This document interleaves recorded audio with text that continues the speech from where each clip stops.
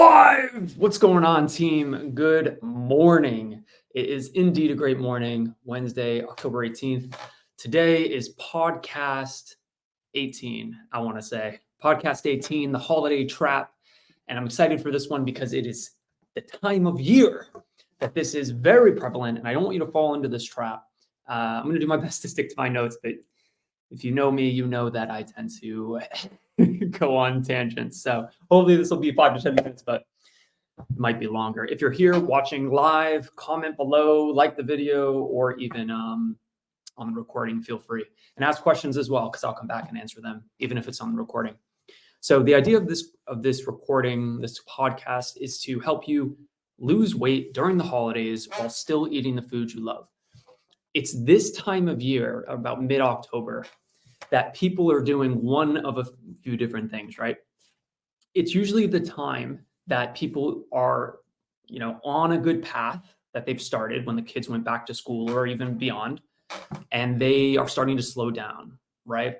Or the slowdown is about to come because the holidays are coming, and in their head they think, well, if I can't be perfect, why even do it? Or even more aggressively, they say, I'm just going to power through the holidays and not eat any, gingerbread cookies or Halloween candy or what else goes? Cranberry sauce or blueberry pie or sweet potato pie or I don't know, Ferrero Rochers on Christmas morning, which is what I have always done. I've had less as I've gotten older, but man, I used to polish off a whole pack of like 12 before we opened the first present. Oh man, once you get sick enough times doing that, you tend not to do it as much. So the people that are going will stop, or again, they'll be on this path of guilt when they inevitably fall off that wagon. And that's not a place we want to be, of course. The other place we can be is, let's say you haven't started yet, and you're like, well, why would I get started now? Because the holidays are coming, it's going to be harder. Don't fall into this trap of thinking with any of those aforementioned, we'll say, mental places. That is not where you want to be. Because if you're already going at a sustainable pace, none of those take effect. If there's any action that you can take going into the holidays, it is going to be choosing what percentage of optimal and non-optimal foods you feel comfortable with eating. This is extremely important. You've probably heard the game before, or you probably heard the expression before, make the game winnable. What that essentially means is, like, you wouldn't set a goal that is so far out of reach that it's very unlikely that it happens. Why? Well, because even if you get 90% there, you still feel like garbage.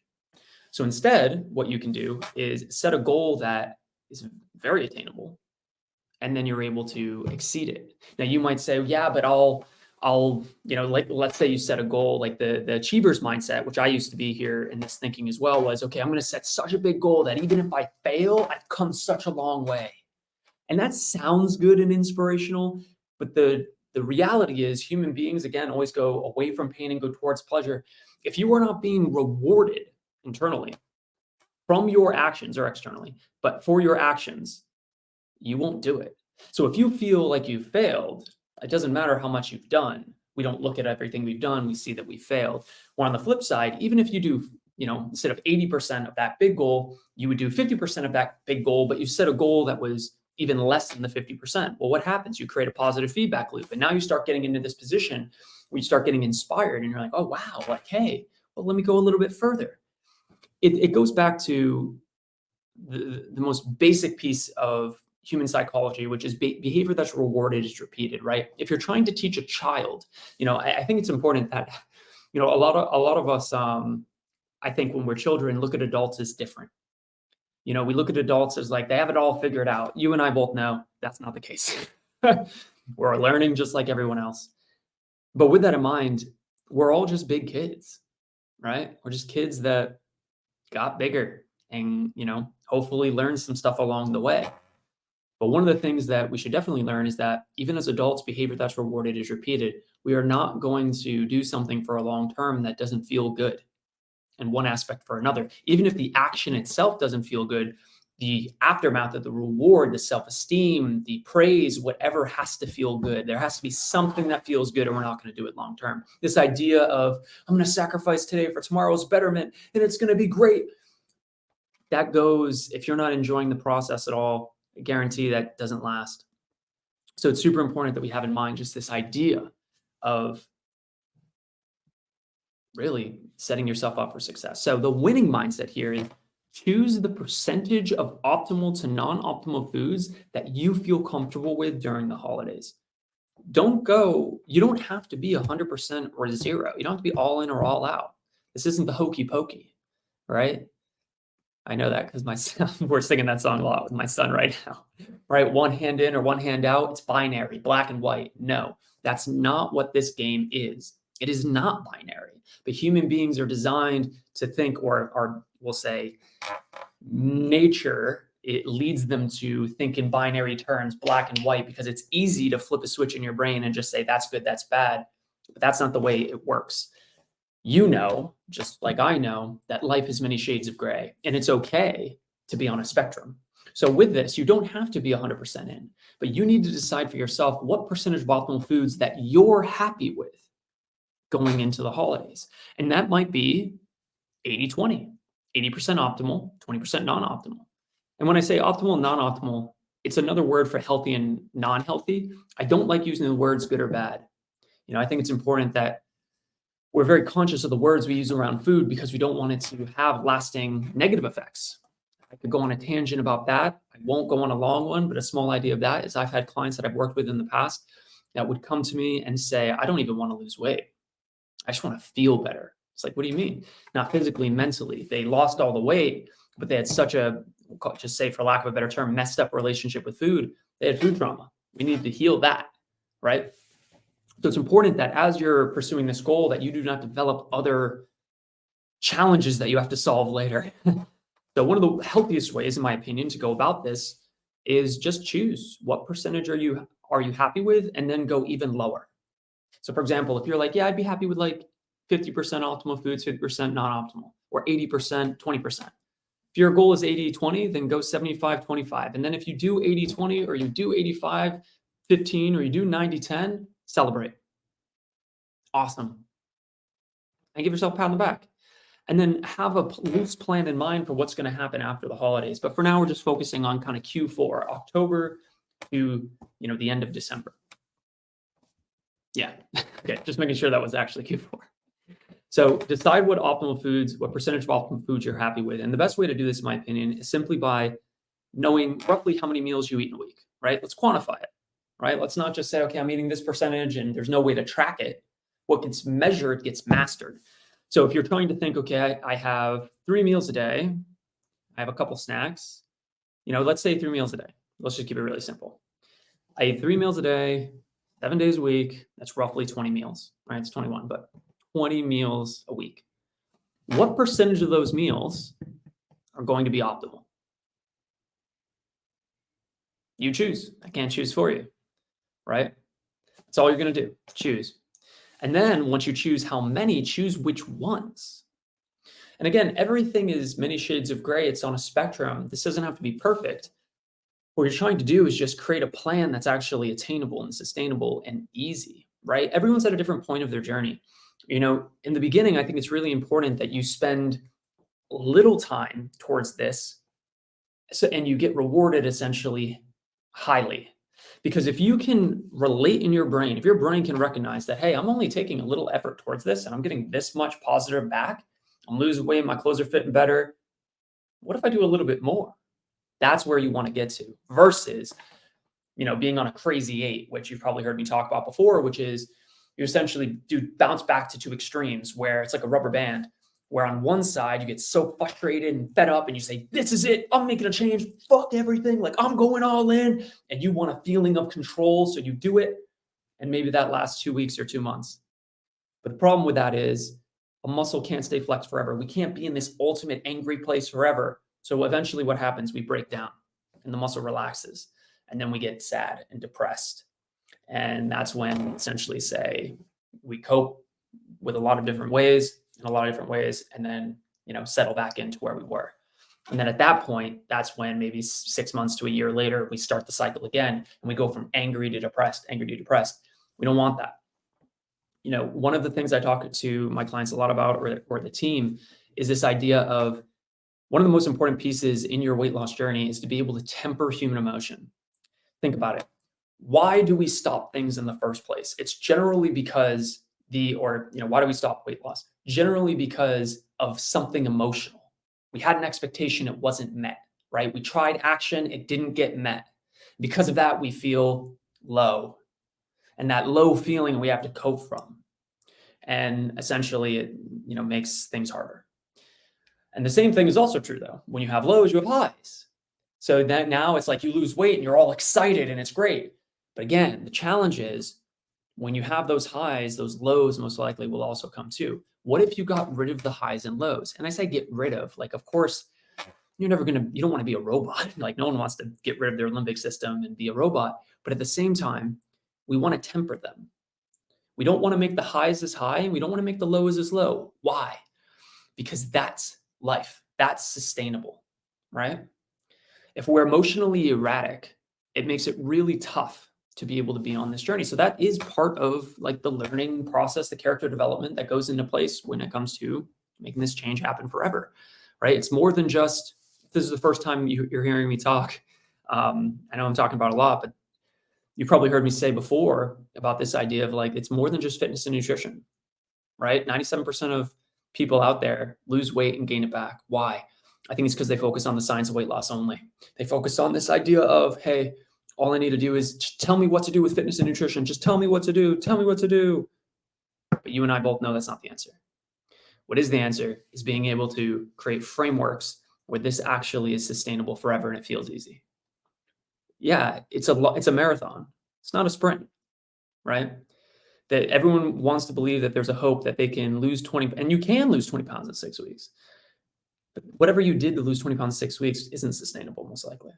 In which case, I wouldn't even do it, right? Yeah, it's much more important to play the infinite game versus the finite game, which if you haven't heard that, I'll show you how to find that in a second. So that was the tangent. Coming back.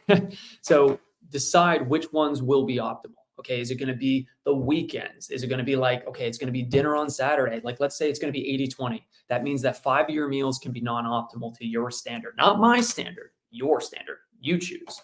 Cool. So that's 5 meals. Which 5 meals? Maybe it'll be dinner every day. I had one of my clients, Jean, which for a while, dinner was really important for her. That was the time that she could connect with her husband. That was the time that she could have, the steak and the potatoes, and it was great. So for her, she was optimal pretty much every meal except dinners. And that's what she was happy with. And it worked because we essentially made sure that the meals before were optimal and balanced out so that she could have those emotionally rewarding dinners, right? And connect with her family. So a little bit of a tangent there. A couple of things I want to touch upon is, number one, if you're finding yourself in high stress and using food to cope, none of this will matter to you. And I can tell you that because foundationally, there are things we need to address before we can even start to think about what I just said. Now, can you do it? Yeah, of course. But what would be optimal? What would be the biggest lever? Addressing your stress first. So if you can say, a quick litmus test is if your stress is higher than a 7 out of 10, and just for context, a 7 out of 10 you might be at, because you're a nurse and used to high stress, you might not call it a 7. So I would just say, are you stressed? If you are stressed, we'll make it more binary. If you're stressed, check out podcast 6. Podcast 6, I dive into that. I'm not going to, bore you with a bunch of details about it now, but it's super simple to find. So I have a bunch of content here. I try not to make the same piece of content twice. So all we have to do is go over to, you'll see, let me make this bigger for you. All you have to do is go over to the right side. Can you guys see that? Yeah, over to the right side, press a little magnifying glass. And then from here, just search in the group, right? Search in the group, type in stress. And you'll find a podcast, Solving Emotional Barriers and Dealing with Stress. And that's with Charity, which is great, right? And I know a lot of you haven't watched it because we have 3,600 people, 3,600 RNs in this group, and only 192 have even come across it. So check that out if that's important to you, right? There's a bunch of content here for you to be able to keep your journey going or to start your journey. If you need help with sleep hacks, bam, only 1,000 people have seen that. If you need snacks, right? Type in snacks. An interchangeable snack guide that I did. 1.3 or 1,300 people have seen that one. So check that out. Like pretty much whatever you're struggling with, just type it in. And resources on that topic will come up. And if they don't come up, just message me or like say something and I'll make something on it. That's pretty much how this group works. I see a deficit and then I try to help solve it. So hopefully that helps. So we know what the winning mindset is. We already know the losing mindset as well is I'm going to be perfect and do nothing at all, or I'm just going to start fresh in the new year. That is not what we want, right? I can promise you that if you are waiting for the perfect time, if you are waiting for everything to line up to be perfect, it will not come. And here's the saddest part. If it does come, it won't stay. So even if you're able to, under perfect conditions, lose the weight, I hate to be the bearer of bad news, but if you're not stressed now, stress is coming. And I'm not saying that to be a pessimist. I'm saying that to be a realist. And I'm a very optimistic person. But the real of the real is we have to be prepared for what's coming. And there's a reason 97% of people lose weight, gain it back. I don't want you to be one of them. So with that in mind, our mission, of course, is to be the opposite, right? Like help our clients be able to make this the last time they ever have to lose the weight. So hopefully you're on the same page. Last piece to that, if you're thinking of a little tip, is just once you decide the percentage of optimal foods that you're going to have, the amount of meals you're going to have with that, it's simply put, before those meals, make sure you're drinking enough water, make sure you're increasing protein intake prior to the events. That's if you're more of a carboholic, where you're like, all right, I'm just going to go. I don't really like meats enjoyably. That's not really my thing. So I'm just going to have like pastries and sweets and all that. Fine. Have that at your events, your holiday events and get-togethers. That's cool. But before it, eat your protein, right? And drink your water. You'll stay fuller longer and you naturally won't eat as many of those other things. Or just drink your water and prioritize protein at the events, meaning like, that would be like, again, your less optimal foods, your less lean foods, but also high protein. That's your chicken wings, that's your steak, that's your pork, that's your whatever, right? It's very important to know that every food is on a spectrum of optimal to non-optimal. There is no yes and no. There is no black and white. So the faster that I believe people can get out of linear binary thinking of yes and no, black and white, the easier this whole process will be. So hopefully that helps. I know that was a big tangent, big rant. If this did help, feel free to comment below. Let me know if you want more on this topic or more on other topics. I'm here to help. And if you're ready to dive in and you feel like you would get to your goal faster with a one-on-one coach, feel free to click the link somewhere and you can apply to work with us. Right now, we actually are, I might take that back because right now I think we just hit capacity, but we will be increasing capacity soon. So if you do click to fill out the application and it goes to a page and there's no availability to schedule, I apologize, but there will be more soon as we find the perfect coaches, which is tough. I've sifted through over 300 applications at this point to find a good coach. And like an additional good coach for our team. And I think I found one, but no promises. They're still in the interview process. So, but yeah, it's hard to find people that, I think that goes into the idea too of like 97% of people that lose weight gain it back. It goes with coaching too. Like the majority of coaches are just so focused on getting the before and after that, they don't care what happens to you 6 months from or 6 years from now. And it's like, that's not the game. The game is not, let's lose as much weight as possible so that we can like hype you up. It's let's lose the pound a week, but never gain it back. Truly, never gain it back. Like that's what we're aiming for. That's the target. So anyway, you can click that link. Maybe you're watching this like a week from now or 2 weeks from now or a month from now, and you can just click the link and it'll be available, whatever it is. But I hope this helped. I'm here to serve. Use the other resources in the group, and I will see you guys soon. Bye.